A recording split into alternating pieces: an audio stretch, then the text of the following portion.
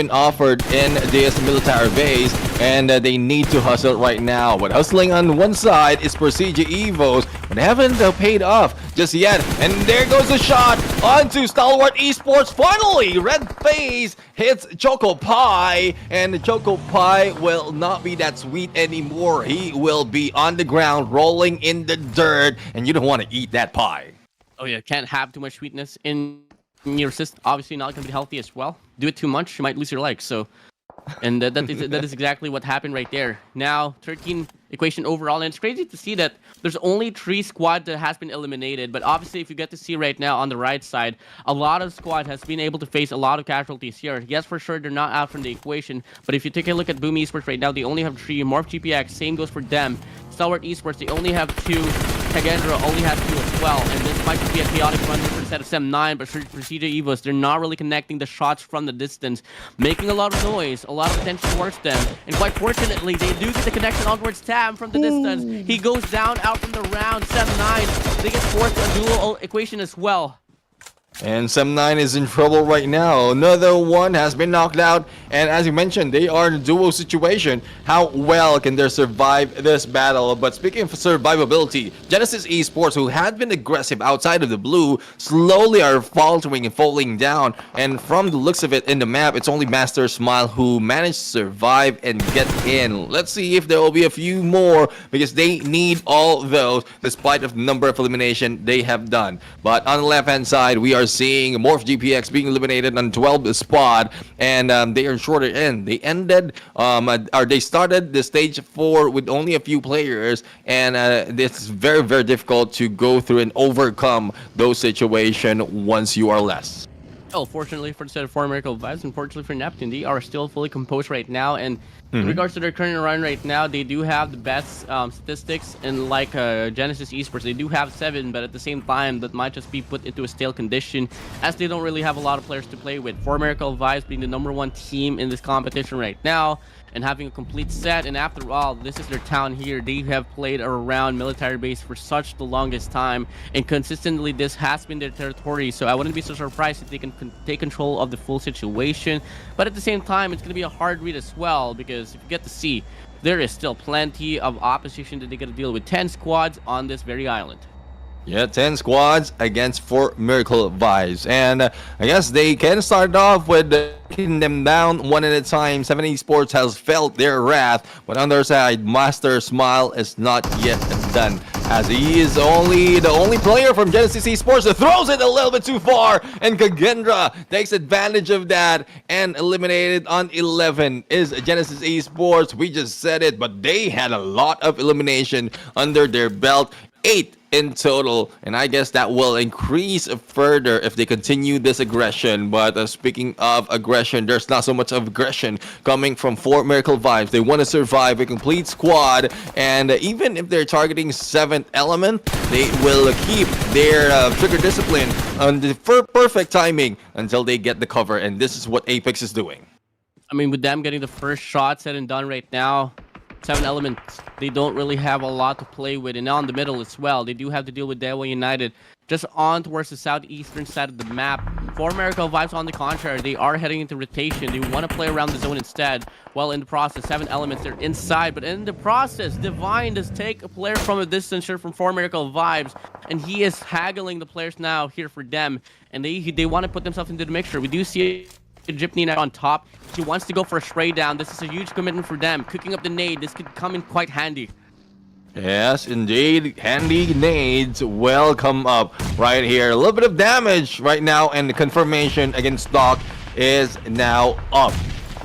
3B, if in case this continues, Baron has been taken down already. Gokubot will try his luck with the DBS, but he has been taken down by Apex as well with the DBS in return. 4 Miracle Vibes, 5 elimination already with 1 on the ground. They need to recover, and Apex a little bit too bold, a little bit too aggressive in that gameplay, and with slight recovery, they might be able to put him down, and finally they did. T24, this guy is something else, managed to put down 2 of 4 Miracle Vibes, and they are out for the count. There goes my chance as well in getting a prediction right.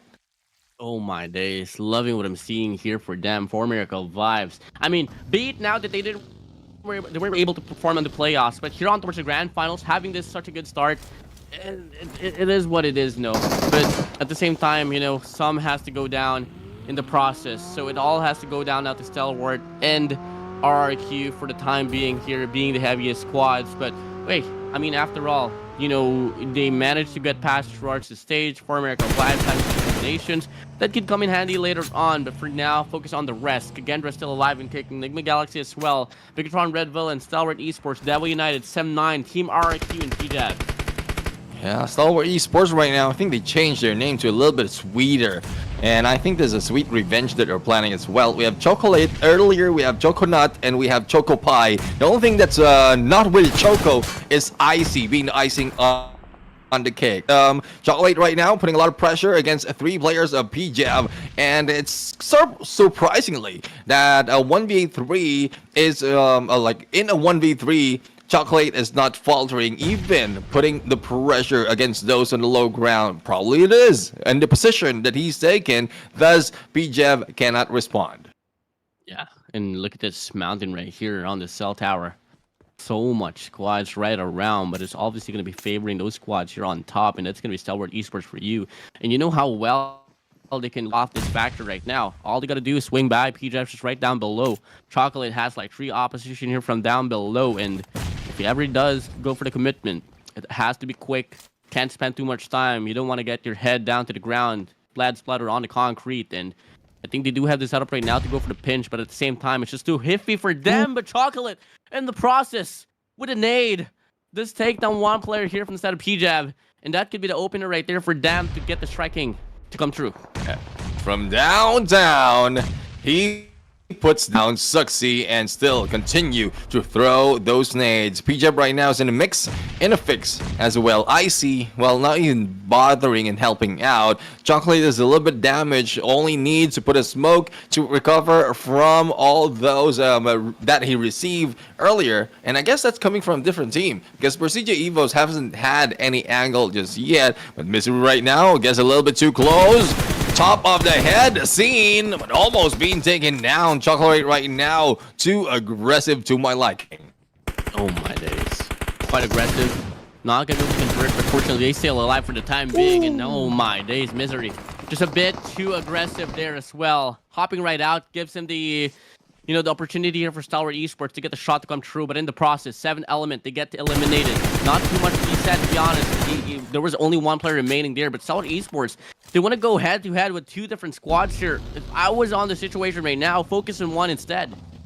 Yeah, I would agree. I mean, couldn't agree more with that situation. Need to focus on one, especially with what Chocolate is doing. He's going against 3, if not 4 players of Persija Evos, and he has done that for the longest time. And probably it's because of the trust that Icy has on Chocolate, and that he can focus on different teams like Enigma Galaxy and probably later RRQ. They are very near the edge of that stage of the circle. Need to regroup. They need to a good chance as well of probably reposition later on, but that will not happen just yet. A little bit of insight for Kagendra. There is still Leon alive and kicking and not even showing up. That might going against the 2 members of Sem9. And it be the case. Very silent game. Made push through once more with another clasher up ahead. A lot of gunshots here on the cell tower, but in the process, just with the vein of Megatron Red Villains. Now, Flash will come in. Very long one here between Persija Evos and Stalwart Esports. And keep in mind, Persija Evos, they started off with 4. They're down to 3. They're running out of resources soon enough. This height advantage here for Stalwart Esports, just doing them so nicely. Exactly, I would agree. I mean, it is Stalwart Esports who's held their ground, their high ground on this battle. And even if they haven't put down Persija Evos, they are putting damage. Oh, Molotov has been released. There's no backing out right now. It is left to IC to give him what the cover that he needed. Chocolate final being melted and being brought down. Now, one has gone down for Persija Evos as well as we look at the jump. No, from afar, Kenny S helps out. Suxy is down. Red face right now. Well, disadvantage with the low ground is holding DBS in hand. Managed to take down IZ. Stalwart Esports is out from the game. Persija Evos succeeded in taking over the high ground. But it's such a hustle there for Stalwart Esports. It's going to be running the resources down here for the side of Persija Evos, of course. But at the same time, they do have the height advantage now. This cell tower might just be the battlefield to look out for later on. But Enigma Galaxy is still alive as well. Koops is the MVP of the whole tournament here. I mean, after all, this guy has been very consistent in regards to getting the eliminations. But with the discrepancy that they have for the terrain, it's going to be a hard call for them. Overall, Kagendra, they get put out from the mix. So we get the top 5 teams remaining now. Bigatron Red Villains, RRQ, Enigma Galaxy, PJAV, and Sem9. Yep, and well, Persija Evos right now is putting a lot of pressure towards the team. They are part of the ones with the most of the numbers or manpower in this top 5, and domination being shown by Bigatron Red Villains. We have Superboy, aka Yuhai Man, already on a vehicle, as well as Lapar. And with this vehicle, they have a good approach on their entry as well as exit strategy. But as we look as Persija Evos, they have the same thing in mind. DBS a little bit too far though for Red Face. Let's see if they will falter. Smoke might cover a little bit of their entry, but they don't have any chance to peek right now. And it's Kenny S who managed to survive and surprise them. The solo player of Sem9 bringing in the wrath, but we'll need to confirm all those knockdowns. Otherwise, he will be stolen of those eliminations. Kenny S right now trying to run away from Bigatron Red Villains, and Superboy managed to take down the Persija Evos, or one of the players of Persija Evos. That is Red Face. Kenny S in trouble. Only a few HP. Needs to recover with Bigatron Red Villains on him, and he goes down. Yeah, Sem9 out from the chase. Couldn't do much, honestly, with an odd rate of less than 1%. He's going to go down. Bigatron Red Villains right now is on striking distance to own this thing down. But obviously, they still have to worry about Sem9 and RQ and NGX for the time being. But they do have this overlook right now. They do have this information that PJAV, Zuxi, is on top of the cell tower. The only player remaining here for the side of PJAV. Now, overall, looking at this rotation here for this time being, it's looking so bright here for the side of BTR. Yep, let's go. Let's see if who will take this winner chicken dinner. Bigatron Red Villains right now with 3 manpower. Though they have 8 eliminations on their side, you should not be that careless in this approach, especially with the Freak right now on the high ground. Might be able to take one down, especially with the spread that Bigatron Red Villains is taken right here. Boysil is flanking left, taking cover of what RRQ has to offer, but they are on low ground. Good coverage for them though. No risk of them being spotted that easily. 3, 2 versus 2. Enigma Galaxy out in the open. Koops, you might just be blessed with mechanical aim, but at the same time, you gotta find a way to put yourself in a better angle in this situation right now. Bigatron Red Villains once more, they have the best positioning right now as they are taking over the high grounds of this last and final few circles. Enigma Galaxy, they're hanging on the outskirts. RIQ just right around as well, just on front. And the zone is going to start to close out in soon enough. And this is going to be pretty chaotic here for both RRQ and Enigma Galaxy. Yep, and well, they need to be cautious right now. Koops, a little bit too deep, couldn't get back up, and if in case he is spotted, he might be going down. It's a good thing there's a little bit of coverage from those ridges, but Freak is on the deeper end and might need to move, because in 25 seconds, not only him that will be moving, it will be the blue as well. And It's such a difficult position for both of the teams of Enigma Galaxy and RRQ. I love how Bigatron Red Villains are doing it so far. I mean, look at the way that they're formulating their hold right now. They have every angle here coming from the mid to the left to the right.